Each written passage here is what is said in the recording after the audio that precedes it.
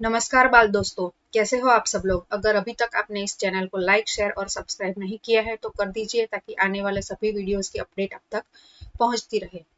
तो आज हम आपके जो क्लास 9th की जो बुक है गुजराती की, उसमें 14 नंबर का जो चैप्टर है मारू तारू, उसके बारे में आज देखेंगे। तो ऐसे तो हम देखते हैं कि मेरा तेरा, तो क्या है इसमें, इतनी बड़ी क्या बात है, हम ऐसा सोचते हैं। लेकिन यहाँ पर जो हमारे कवि है राजेंद्र शुक्ल, उन्होंने यहाँ पर हमें बहुत ही छोटी छोटी बातों से गागर में सागर, मतलब एक छोटी सी सोच के द्वारा उन्होंने बहुत बड़ी बात यहाँ पर बताई है। हम एक एग्जाम्पल लेके, हमारे घर में एक मोबाइल हो और दो भाई है तो दोनों के बीच क्या हालत होगी। वो बोलेगा मुझे दे, वो बोलेगा मुझे दे। इसके द्वारा आप दूसरा भी एक एग्जाम्पल ले सकते हैं कि आपकी क्लास के अंदर फर्स्ट बेंच पर बैठना है, लेकिन इसके लिए सभी लोग उतावले हो रहे हैं। कोई बोलता है मुझे पहले बैठना है, कोई बोलता है मुझे पहले बैठना है। तो ये छोटी सी बातों से लेकर आज हम देश तक की बात करें, कंट्री की बात करें, तो आज यही हालत हमारे कई देशों के बीच हो रही है आज।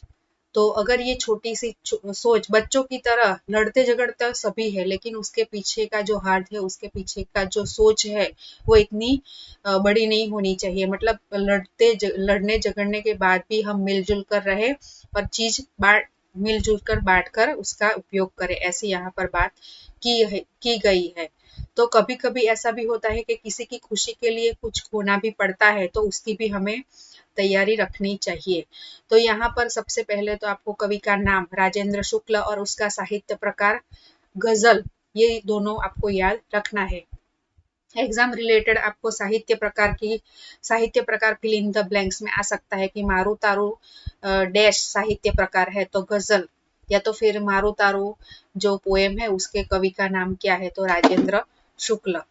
तो बहुत ही छोटी सी सोच है गागर में सागर, मैंने पहले ही बताया कि बहुत छोटी छोटी बातों से यहाँ पर कवि ने हमें बहुत ही बड़ी सोच रखने की बात की है कि मेरी तेरी इसकी सोच से आगे लेकर हमें अपनी, मेरा तेरा नहीं बल्कि अपनी ऐसी सोच लानी है। तो ये इसके लिए हम ये आगे पढ़ेंगे और देखेंगे। ले आ मने गम्यू ते मारू पण जो तने गमे तो तारू। देखो ये तो बहुत सिंपल है, आप समझ गए होंगे कि मुझे तो अच्छा लगा, ले आ मने गम्યું તે મારું પણ જો तने गमे तो तारू। यहाँ पर ये पण शब्द है ना, अगर ये पण शब्द निकल जाए तो बहुत ही इसका मीनिंग लेस हो जाएगा। मतलब मुझे तो अच्छा लगा ही है, लेकिन अगर तुझे जो अच्छा लगा है तो ये तेरा है, किसी भी चीज की बात है। तो दो व्यक्ति के बीच या दो ग्रुप के बीच या तो दो देश के बीच जब कैसी कठिन परिस्थिति आती है कि जब लड़ाई झगड़ा बहुत ही ज्यादा स्वरूप धारण कर लेता है, तो इसमें ये बात बहुत ही बढ़िया बताई गई है कि अगर मुझे तो ये अच्छा लगा है, लेकिन अगर तुझे अच्छा लगा हो तो ये तेरा है। मारू तारू ने गमવું पण लाव लाव करिए सहियारू। मारू तारू એટલે मेरा और तेरा, ये दोनों छोड़कर हमें अपना ये शब्द यूज करना है कि ये मेरा है, ये तेरा है, ऐसा नहीं, लेकिन ये हमारा है, अपना है। तो लाव लाव करिए सहियारू। सहियारू मतलब जो कॉमन, ऐसे इंग्लिश में ऐसा बोल सकते हैं कि दो व्यक्ति या कोई भी दो ग्रुप हो, इसके बीच कॉमन जो चीज होती है उसको सहियारू ऐसा बोलते हैं।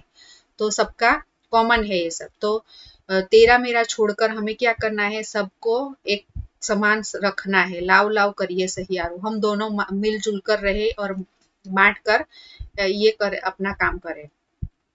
ले आ મને ગમ્યું તે મારું પણ જો તને ગમે તો તારું, મારું તારું ને ગમવું પણ લાવ લાવ કરીએ સહિયારું। ये मेरा तेरा ये सब छोड़कर हम इसे अपना बनाए, मतलब हमारा ये शब्द यूज करें। तू जीते ने थाव खुशी हूँ, तुम अगर जीतते हो तो मैं खुश हो जाता हूँ। लेने फरी फरी ने हारू, कभी कभी आपने देखा होगा कि आपके पिताजी आपके साथ में जब कोई गेम खेलते हैं तो आपको खुश करने के लिए वो जानबूझकर वो गेम हार जाते हैं, जबकि उनको पता है कि मैं गेम जीत सकता हूँ। ये छोटा सा एक एग्जाम्पल है। तो कभी कभी ऐसा हमारे जीवन में भी ऐसा आता है कि हमें क्या करना पड़ता है, तो किसी की खुशी के लिए हमें हार जाना पड़ता है।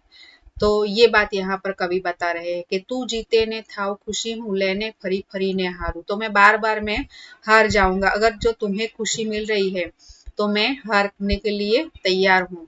इट्टा किट्टा एक घड़ी ना बाकी सही सगड़ू प्यारू प्यारू, मतलब यहाँ छोटे बच्चों की बात की गई है कि छोटे बच्चे भी लड़ते झगड़ते हैं और एक दूसरे के साथ किट्टा कर देते हैं कि मैं तेरे साथ बात नहीं करूंगा, वो कहता है मैं तेरे साथ बात नहीं करूंगा, लेकिन बाद में 1-2 दिन के बाद या तो 1-2 घंटे के बाद भी दोनों मिलजुल कर रहने लगते हैं।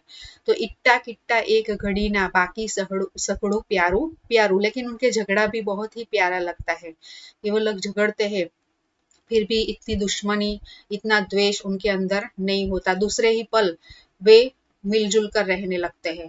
तो हमें बड़ों को भी ये सोच रखनी है।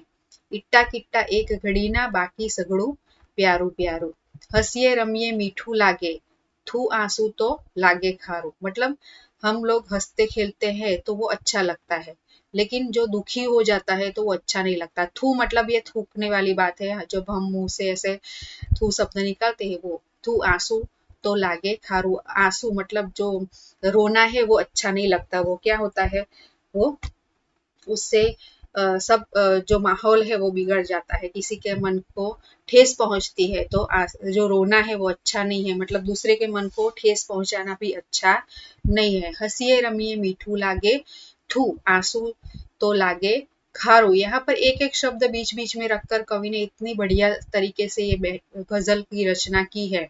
यहाँ पर हम देखें कि पण शब्द यहाँ पर रख दिया है, यहाँ पर लाव लाव लाव करिए सहियारू, यहाँ पर लेने फरी फरी ने हारू। आपको कभी कभी ऐसा फिल इन द ब्लैंक्स में भी आ सकता है कि ये पोएम की लाइन है उसको पूरी कीजिए, तो आपको इसके अंदर जो प्रास है, जो शब्द रखे हैं वो भी आपको याद रखने हैं। एक एग्जाम्पल के तौर पर मैं कहती हूँ कि हंसिए रमिए मीठू लागे डैश आंसू तो लागे खारू, तो यहाँ पर कौन सा शब्द आएगा, तो थू, थू शब्द आएगा, थू आंसू तो लागे खारू, मतलब जो किसी का मन दुखता है तो वो अच्छी बात नहीं है। गीत होय तो शीद अबोला, तू झीली ले हूँ ललकारू, अगर गाना ही है तो उसके अंदर एक ही व्यक्ति गाएगा तो वो अच्छा नहीं लगता है, लेकिन एक गाता है और दूसरा दोहराता है तो बहुत ही अच्छा लगता है। वो मिलजुल कर जो गाना गाते हैं तो उसकी मिठास अलग होती है। गीत होय तो शीद अबोला, जो गाना ही है तो वो अबोला, मतलब एक दूसरे के साथ अबोला बोलना नहीं है, ऐसा क्यों है, हमें तो गाना है तो हम लोग मिलजुल कर ही गाना गाएंगे। गीत होय तो शीद अबोला, शीद मतलब क्यों, सीध का मतलब होता है क्यों, अगर गाना ही है तो हम क्यों एक दूसरे से मुंह मोड़ कर बैठे। अबोला मतलब एक दूसरे के साथ नहीं बोलते, उसको अबोला बोलते हैं।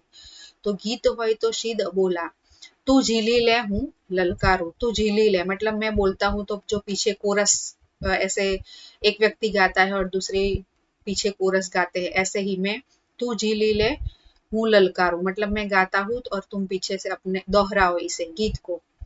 तो कैसा गीत गाना है, तो मिलजुल कर रहने वाला गीत गाना है।